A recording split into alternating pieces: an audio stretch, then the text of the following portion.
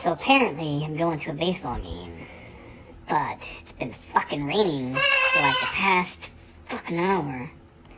So I don't even know if this baseball game's even going on. What are you looking at? I mean, Your ugly face. people! Pitchers and catch. God damn it! Excuse me. Lost my cool for a second there.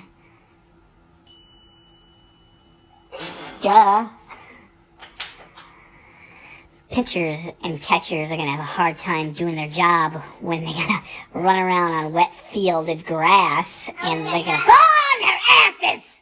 Too bad they cover the field.